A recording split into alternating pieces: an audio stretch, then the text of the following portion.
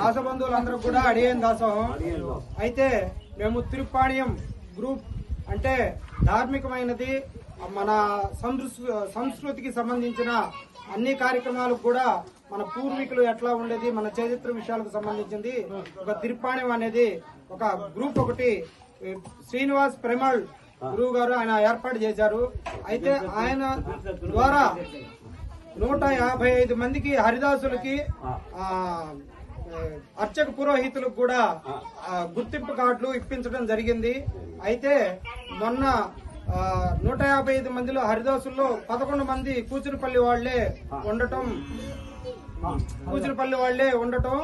అయితే ఈ కూచినపల్లి వాళ్ళలో దొట్టంపూడి నరసాదాస్ గారికి మొన్న 5,000 రూపాయలు అయితే వృద్ధ కళాకారుల కిందగా ఆయనకి ఇప్పించడం జరిగింది.